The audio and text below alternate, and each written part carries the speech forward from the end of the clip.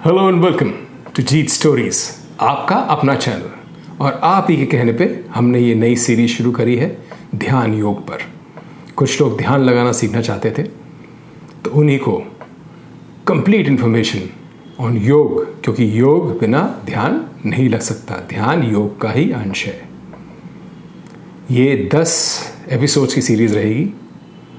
पहले एपिसोड में आपने देखा योग की हिस्ट्री, योग आता कहाँ से है, योग का जेनेसिस, योग कैसे ग्रो करा और योग कैसे आज तक हमें दिशा दिखा रहा है। जिसने पहली एपिसोड नहीं देखा वो ज़रूर देखे पहले एपिसोड, हर एक एपिसोड देखे। जो सीरियसली योग ध्यान सीखना चाहता है वो हर एक एपिसोड देखे, हर एक मिनट देखे, चाहे वो पार्ट्स में देखो। आप ज़रूर नहीं कि अगर 10 मिनट का एपिसोड है तो अब लगातार 10 मिनट देखो, 5-5 मिनट करके देखो, या 15 मिनट है तो 3 दिन में देखो, लेकिन देखो हर एक मिनट और कोशिश करो उसको इनकॉर्पोरेट करने की अपनी ज़िंदगी में, तभी आपको योग और ध्यान समझ आएगा। तो आज सेकंड एपिसोड में हम देखने जा रहे हैं योग सूत्र, महर्षि पतंजलि द्वारा लिखित योग सूत्र, जिसको आज तक कोई डिस्प्यूट नहीं कर पाया है। This is the final authority on योग, इसके आगे कुछ नहीं है। तो जितना आपको जानना है सब कुछ योग सूत्र के बारे में इस एपिसोड में आपको जानने को मिलेगा। ज़्यादा डिटेल में जाने की ज़रूरत नहीं है। ध्यान लगाने के लिए, ध्यान में स्थापित होने के लिए, परमात्मा के साथ एक होने के लिए जितना आपको जानना ज़रूरी है वो सब इसी एपिसोड में मिलेगा। चलिए शुरू करते हैं। जैसे मैंने बताया, महर्षि पतंजलि द्वारा लिखित है योग सूत्र। 4 अध्याय हैं इसके। कौन कौन से 4 अध्याय हैं इसके? समाधि पद, साधना पद, विभूति और कैवल्य पद, यानी कि 4 इसके पद, 4 चैप्टर्स। अब पहला पद जो है यानी कि समाधि पद, फर्स्ट चैप्टर, वो है एडवांस्ड योगियों के लिए, और second, third and fourth, second for the beginners, third first step for beginners and then the final step for beginners. इस तरह से है।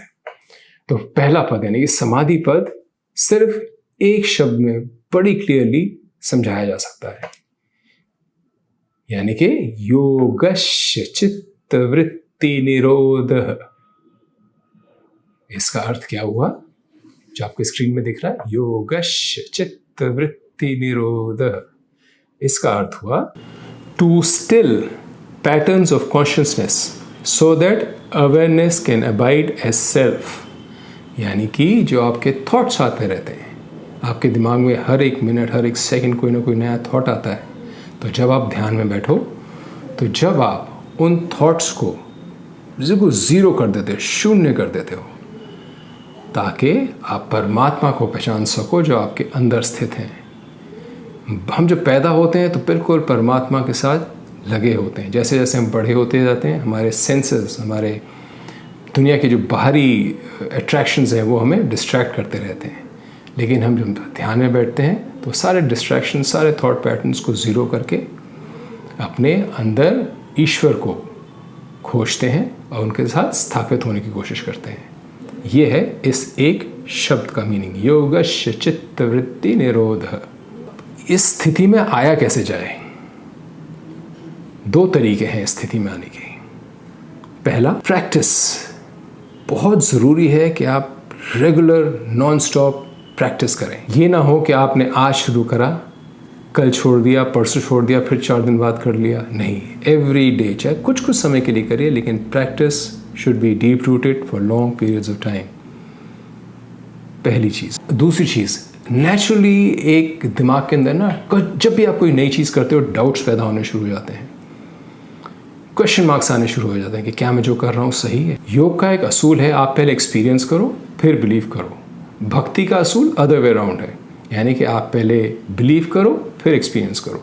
तो जैसे ही आप योग में स्थापित होना शुरू करते हो, योग में बैठना शुरू करते हो, आपको एक्सपीरियंसेस होने लगेंगे। लेकिन व्हेन यू स्टार्ट योग, तब आपके डाउट्स ज़ीरो होने चाहिए। जैसे किसी भी एक्सपेरिमेंट में आप जब जाते हो, करते हो, तो उस वक्त एक न्यूट्रल स्टेट में होते हो, तो डाउट्स आपके ज़ीरो होने चाहिए। आपके नेगेटिव थॉट्स नहीं आने चाहिए आपके दिमाग में। आपके दिमाग में चीज़ें कैसी पॉजिटिव चीज़ें होनी चाहिए, जैसे friendliness, compassion, delight, equanimity towards all. अब इक्वानिमिटी मतलब समता, अर्थात सभी जीवों के लिए संभाव, पिछले एपिसोड में हमने बात करी थी भगवान शिव की, जिन्होंने योग की स्थापना करी थी। उनको हम भगवान पशुपतिनाथ भी कहते हैं। क्यों? क्योंकि उनके लिए ये सब जानवर, इंसान, पशु, पक्षी सब एक थे, सब क्रिएटर का ही पार्ट थे, इसलिए उनको भगवान पशुपतिनाथ भी कहते हैं, द क्रिएटर ऑफ योग। इसलिए आपको एक समता से रहना है। You have to have love for all, compassion, equanimity, ये सब चीज़ें पॉजिटिव चीज़ें हैं जो आपको अपने अंदर डालनी है और नेगेटिविटी को बाहर निकालना है। एक इंसान के एक दिन के अंदर 6000 से 60,000 थॉट्स के बीच में आते हैं। 6000 फ्रेश थॉट्स, अगर रेपिटेटिव थॉट्स में ना हो तो up to 60,000 thoughts a day. अब उन थॉट्स को अगर आपने ज़ीरो करना है, जो कि योगश्य चित्तवृत्ति निरोधः का अर्थ है, कुछ समय के लिए ही ज़ीरो करना है, तो आप एकदम से तो कर नहीं पाओगे। You can not control your thoughts all the time. तो आप क्या करोगे? पहले अपने नेगेटिव थॉट्स को कम करना शुरू करोगे। कोई भी नेगेटिव थॉट आती है आप में, कुछ भी ऐसा आता है जो कि सकारात्मक नहीं है, उसको आप इमीडिएटली हटाओ अपने दिमाग से। और कोई पॉजिटिव थॉट आता है तो उसको अपने रखो कुछ देर के लिए। Gradually you start controlling your thoughts. जब थोड़ा सा कंट्रोल आ जाता है तो फिर आप थॉट्स को ज़ीरो भी कर सकते हो। एक चीज़ और पहले चैप्टर की जो हमें ध्यान रखने वाली है वो है चित्त का अर्थ क्या होता है। चित्त का अर्थ होता है स्टेट ऑफ माइंड। इसके कई लेवल्स होते हैं, शिफ्ट लोएस्ट और निरुद्ध हाईएस्ट। अब हमें ये देखना है हम किस लेवल पे हैं। शिफ्ट का मतलब क्या होता है? डिस्ट्रैक्टेड। जब आप किसी चीज़ पे फोकस ही नहीं कर पाते हो, आप इधर उधर आपका दिमाग घूमता रहता है, चंचल मन होता है आपका, स्पेशली एज स्टूडेंट्स। जब हमारे अंदर नेगेटिव ट्रेट ज़्यादा आ जाती है, हम सेल्फिशनेस, अटैचमेंट, इन सब चीज़ों में ज़्यादा पड़ जाते हैं, तो that is the first stage with shift, distracted stage. दूसरा है मुद, यानी कि डल स्टेज, जिसमें कि आप लेजीनेस के शिकार हो जाते हो। आप you don't want to work hard enough to get to a level, that's मुद, that's second stage. Third stage is विक्षिप्त। विक्षिप्त मतलब पार्शियली कॉन्सेंट्रेटेड, यानी कि आपको कुछ चीज़ों पे तो फोकस है, लेकिन उस फोकस के साथ साथ आपके डिस्ट्रैक्शंस भी उतनी ही हैं। तो कुछ समय के लिए फोकस रहता है, फिर वो डिस्ट्रैक्ट होकर कहीं और चला जाता है। उसके बाद एकाग्र, this is a good stage to be in, यानी कि वन पॉइंटेड, यानी कि single pointed effort towards your goal, वो होता है एकाग्र। बट वो एक स्टेज कम होता है निरुद्ध से।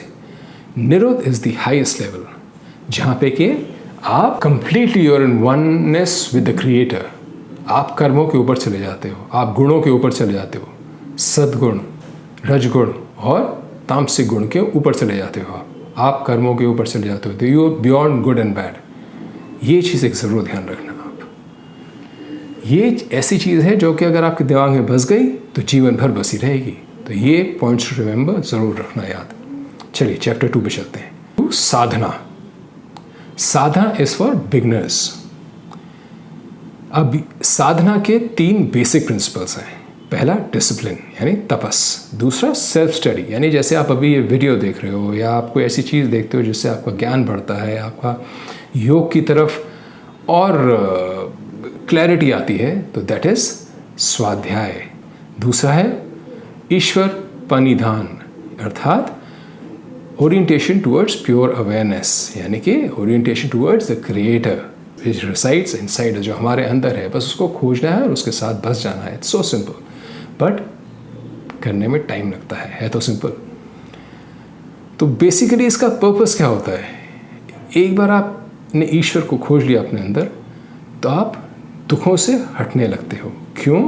क्योंकि आप जैसे जैसे योग में बसते जाते हो, आपकी जो इम्प्योरिटीज़ हैं, जो आपकी नेगेटिव ट्रेट्स हैं, वो सारे ख़त्म होते रहते हैं। और ये एक्सपीरियंस बोलेगा, आपका एक्सपीरियंस, जब आप एक बार मेडिटेशन शुरू करोगे, जब हम इकट्ठे, हम और आप मिलके मेडिटेशन करेंगे 10वें एपिसोड में, तब आपको ये चीज़ समझ आने लगेगी। फिर हम लॉन्ग आवर्स ऑफ मेडिटेशन करा करेंगे और बिल्कुल क्लियर हो जाएगी ये चीज़ आपको। उसके बाद दूसरे अध्याय का ही अंग है अष्टांग योग, यानी कि 8 लिम्स ऑफ योग। तो आज आइए देखते हैं 8 लिम्ब कौन कौन से, what are the 8 limbs of yoga. पहला यम, आपके वो कैरेक्टरिस्टिक्स जो कि सोसाइटी को अफेक्ट करते हैं। इसके 5 उप अंग हैं, जैसे कि अहिंसा, सत्य, अस्तेय, ब्रह्मचर्य, अपरिग्रह। इसको हम एक्सटर्नल डिसिप्लिन भी कहते हैं, सेल्फ रिस्ट्रेन भी कहते हैं और सोशल डिसिप्लिन भी कहते हैं। दूसरा है नियम। ये वो चीज़ें हैं जो इंटरनल डिसिप्लिन लेके आती हैं, यानी कि आपको इफेक्ट करती हैं, आपके बाहर वालों को नहीं, आपको इफेक्ट करती हैं। इसके भी 5 उपंग हैं। कौन कौन से हैं? शौच, संतोष, तपस, स्वाध्याय, ईश्वर परिध्यान। तीसरा है आसन।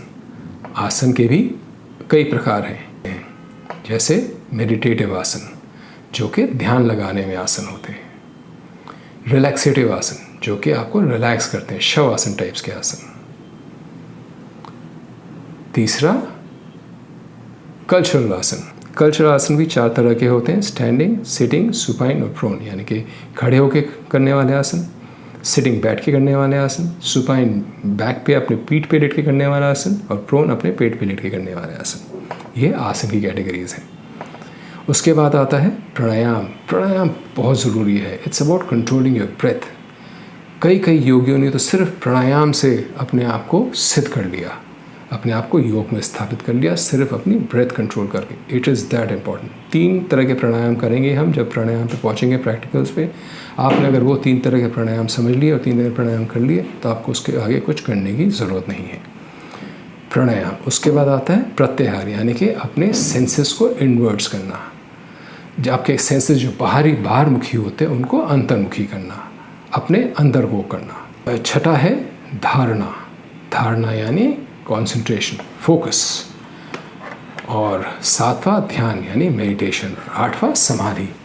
तो इनमें से जो पहले 5 हैं, यानी कि यम, नियम, आसन, प्राणायाम, प्रत्याहार, ये 5 हैं दूसरे अध्याय के अंग। और तीसरे अध्याय में आता है धारणा, ध्यान और समाधि। इन सब को हम डिटेल में अगले एपिसोड में देखेंगे। तो इस बार we just try to understand the basic. बिल्कुल जो बेसिक है वो समझने की कोशिश कर रहे हैं इस बार। ठीक है, तो ये हो गया विभूति का अंग। कुछ चीज़ें जो ध्यान रखने वाली है तीसरे चैप्टर में वो है, एक बार आपकी सेंसेस इन्वर्ट हो जाती हैं तो आपकी जो पुरानी मेमोरीज होती हैं, जो सारे एक्सटर्नल मेमोरीज आपकी होती हैं वो फेड आउट होने लगती हैं, वो ख़त्म होने लगती है। दूसरी से अटैचमेंट कम होने लगती है। जो सिद्ध गुरु होते हैं, जो रियल सिद्ध गुरु होते हैं, रमन्ना महर्षि फॉर एग्जांपल, उनको अपने बॉडी से कोई अटैचमेंट ही नहीं था, 0 अटैचमेंट विद हिज बॉडी। वो जब ध्यान में कई दिनों तक बैठे रहते थे तो उनके कीड़े लग जाते थे, वर्म्स, मैगेट्स जिसे कहते हैं, वो स्किन को चिपक जाते थे, लेकिन उनको कोई परवाह नहीं थी। जब वो समाधि से बाहर भी आते थे तो उन वैसे ही घूमते रहते थे, अपने कीड़े हटाते तक नहीं थे। इतना ज़्यादा डिटैचमेंट हो जाता है बॉडी से। तो वो एक स्टेज है जिसपे कि आनंद ही आनंद है, और आप बॉडी के साथ अटैचमेंट आपका रह ही नहीं जाता। और तीसरी चीज़ याद रखने वाली है, जब आप तप में होते हो तो आपके पास कुछ ESPs आती हैं, यानी कि एक्स्ट्रा सेंसरी परसेप्शंस आती हैं। साइंस द्वारा प्रूवन फैक्ट है ये, मैं कहानियाँ नहीं बता रहा हूँ। ESPs आ जाती हैं। तो ESPs जब आती हैं तो उनके साथ अटैचमेंट नहीं करना है, हमें आगे बढ़ना है, हमें समाधि की तरफ बढ़ना है। अटैचमेंट जब हो जाते हैं तो आजकल के गुरु बने बड़े हैं वही लोग हैं जो अपनी ESPs, एक्स्ट्रा सेंसरी परसेप्शंस के साथ अटैचमेंट कर लिया उन लोगों ने। उनके पास कुछ ऐसी शक्ति आ गई हैं जिसकी वजह से वो उन्हीं के साथ अटैच्ड हो गए हैं, वो समाधि तक पहुंच ही नहीं पाएंगे कभी। तो हमें उससे अटैचमेंट नहीं करना है। जैसे आप बैठोगे, कंसंट्रेशन और फोकस लगाना शुरू करोगे, वैसे आप में ESPs आएंगी, लेकिन हमें उसके अटैचमेंट नहीं करना है, हमें उससे छोड़ के आगे बढ़ना है। 4th chapter is केवल्या। अब केवल्या क्या है? केवल्या बेसिकली इज डिसोल्यूशन। जब कॉन्शियसनेस मेडिटेटिव एब्जॉर्प्शन के साथ फिक्स हो जाती है तो वो इम्प्रेशंस नहीं रखती, यानी कि जो मैंने पहले बताया था, मेमोरीज आपकी होनी खत्म हो जाती है। जब आप पूरी तरह मेडिटेटिव स्टेट में चले जाते हो और आपकी चेतना आपकी जागरूकता को सपोर्ट करती है, तब आपकी जो मेमोरीज है, जो फिक्स्ड मेमोरीज आपके अंदर हैं, वो सब खत्म होनी शुरू हो जाती हैं, वो सकारात्मक शक्तियों से रिप्लेस हो जाती हैं। यानी कि जो आपकी पॉजिटिव एट्रीब्यूट्स होते हैं आपके अंदर, जो योग के बाद जागृत होते हैं, उनसे वो सब एक्टिवेट हो जाती हैं। तो इन 4 अध्यायों का क्या टेक अवे हुआ? पहला, हमें ध्यान लगाना है regularly. Once we learn how to meditate, we have to meditate. हमें सारे अपने डाउट्स ज़ीरो कर देने हैं when we start to meditate. अपने आप आपको उसके जवाब मिलेंगे, but when we start, neutral point से स्टार्ट करना है हमें. कोई नेगेटिव थॉट्स नहीं होने चाहिए हमारे में. तीसरा, 8 अंग हैं योग के जो हम अगले सेशन में डिस्कस करेंगे इन डिटेल. वो 8 अंगों को हमें अपने जीवन में इनकॉर्पोरेट करना है. कौन कौन से 8 अंग हैं? यम, नियम, आसन, प्राणायाम, प्रत्याहार, धारणा, ध्यान, समाधि. ये 8 अंग हम डिटेल में डिस्कस करेंगे अगले में. और चौथा एंड फाइनल ऑब्जेक्टिव, योगस्य चित्तवृत्ति निरोध, यानी कि अपने पैटर्न्स को डिसकंटिन्यू करना. अपने थॉट प्रोसेस को, अपने दिमाग में जो थॉट्स आते हैं उनको कुछ समय के लिए बिल्कुल डिसकंटिन्यू कर देना है, उनसे डिस्कनेक्ट कर देना है, ताकि हम ईश्वर के साथ एक हो सकें. अगले एपिसोड में हम देखेंगे अष्टांग योग. अगर अष्टांग योग आपने समझ लिया अच्छी तरह से और उसको अपनी ज़िंदगी में इनकॉर्पोरेट कर लिया, तो आप योग की जर्नी में अग्रसर हैं. मिलते हैं अगले एपिसोड में. जय हो. Till meet again.